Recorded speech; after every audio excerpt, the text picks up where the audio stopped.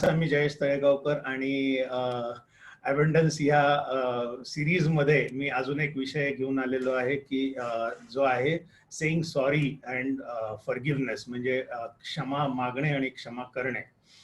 तर abundance series मध्ये हा का घेतलेला आहे, तर असं म्हटलं जातं की success is measured by the happiness it brings us. आपल्याला जो काही सक्सेस आहे ना, तर तो त्याचं मूल्यमापन आपण आनंदात करू शकतो. कारण कितीही पैसा कमवला आणि आपण आनंदी नसलो, आपण जर मनातनं आपल्याला त्या पैशाचा आनंद नसेल किंवा किती अचीवमेंट्स केल्या पण आयुष्यात आनंद नसेल, तर त्याला आपण सक्सेसफुल लाईफ नाही म्हणू शकणार. आणि एक सक्सेसफुल लाईफ जर आपल्याला जगायचं आहे, तर त्याच्यासाठी आपल्याला एक अबंडन्स माइंडसेट लागतो. Success is achieved by an abundant mindset. आणि अबंडंट माइंडसेटचे अनेक भाग आहेत. त्याच्यातले काही भाग आहेत gratitude, positivity, inspiration, love, contribution, completion.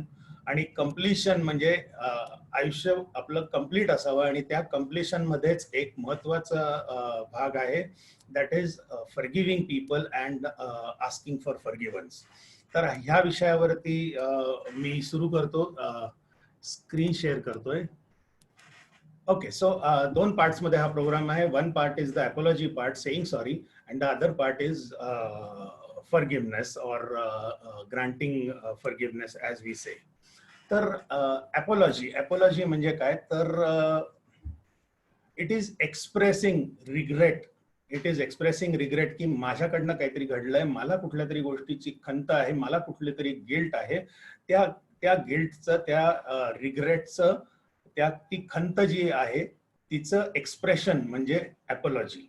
Apology is taking responsibility for a mistake, taking responsibility for a bad circumstance, taking responsibility for a wrongdoing. काहीतरी माझ्या हातनं चुकलेलं आहे, काहीतरी वाईट घडलेलं आहे, माझ्या हातनं घडलं असेल, माझ्यामुळे घडलं असेल, माझ्या नकळत घडलं असेल, पण त्याच्यासाठी जबाबदार मी असेल, तर ती रिस्पॉन्सिबिलिटी आपल्याकडे घेणं की येस, याचा कारणीभूत मी आहे, आणि ते समोरच्याला एक्सप्रेस करणं, याला आपण साध्या भाषेत अपॉलॉजी म्हणूयात.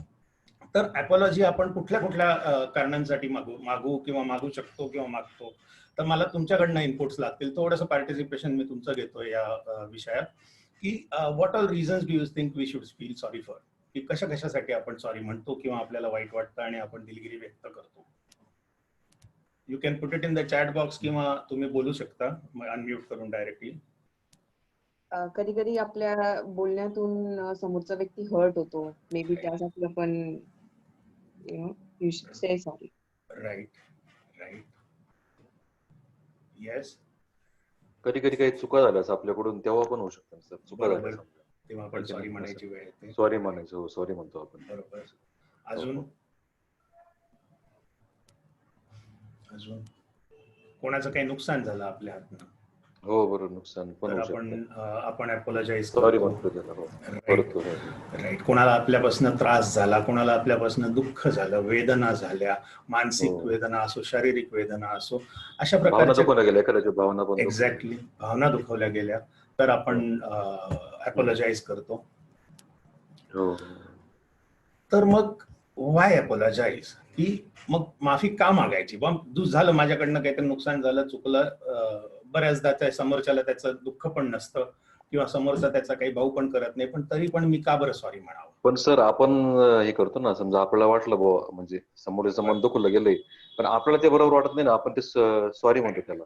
राईट. जरी त्याला नाही वाटलं तुम्ही सॉरी नका म्हणू, पण ते आपल्याला म्हटलं पाहिजे आपण त्याला. एक्झॅक्टली. तर संदीप सरांच्या पॉइंटला धरूनच मी एक गोष्ट क्रिएट करतो इथे, की माफी मागणं आणि माफ करणं हे ना समोरच्यासाठी नसतं, हे आपल्यासाठी असतं, हे आपण करतो.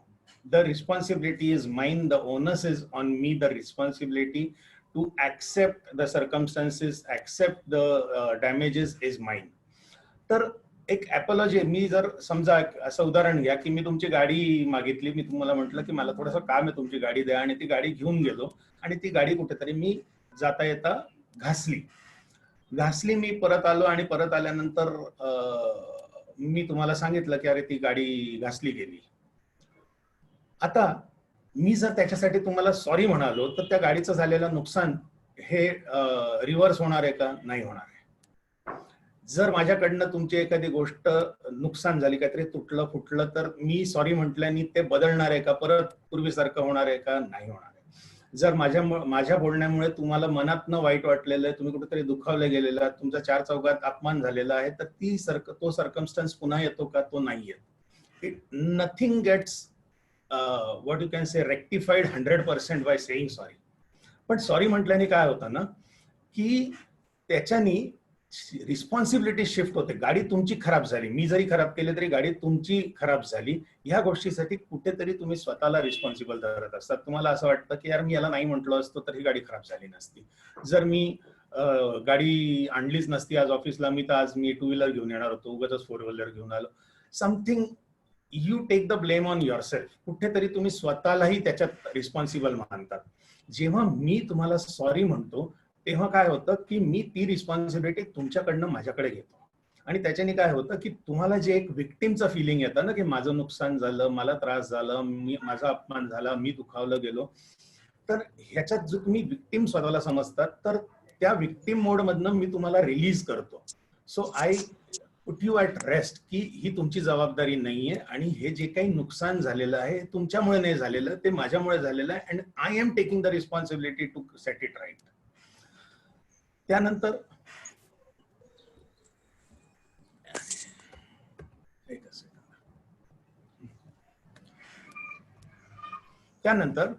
an apology can be used to repair and strengthen a relationship and our minds.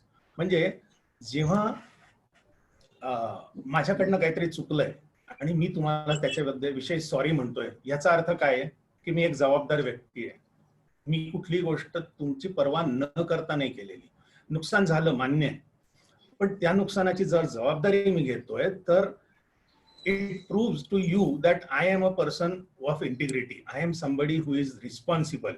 त्याच्याने तुमचं आणि माझं जे नातं आहे हे अजून घट्ट किंवा अजून जवळचं होतं. का? कारण तुम्ही मला ट्रस्ट करायला लागतात. सो अपॉलॉजीनी काय होतंय, तर आपलं जर एखादा, मी समजा तुम्हाला काहीतरी वाईट बोललोय, if I an apology can be use to repair and strengthen relationships. आता काय होतं, खूपदा आहे ना, मी तुम्हाला काहीतरी बोलतो, खूप छोटी गोष्ट असते, it is not a major thing, आणि तुम्हाला ती गोष्ट लागते, पण इतकी नाही लागत की त्याच्याने तुम्हाला काहीतरी खूप तुम्हाला वाईट वाटेल, तुमच्या आयुष्यात काहीतरी तुमचं आयुष्य बदलेल, असं काही मी मोठी गोष्ट केलेली नाही. पण तरीही मी जेव्हा सॉरी म्हणतो त्यावेळेला तुम्हाला हे लक्षात येतं की तुम्ही माझ्यासाठी इम्पॉर्टंट आहात, आणि एवढीशी जरी गोष्ट तुम्हाला माझ्याकडनं हर्ट झाली तर I am willing to take responsibility for it, and I am willing to say sorry, I am willing to repair it. याच्यातनं तुमचं आणि माझं रिलेशन हे इम्प्रूव्ह होतं.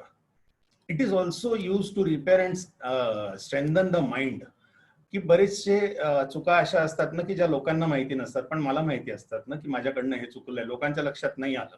ती गोष्ट आहे ना कुठेतरी माझ्या डोक्याच्या मागे जाऊन थांबते, आणि ती रुखरुख मला आयुष्यभर राहते की माझ्याकडनं ते चुकलं होतं.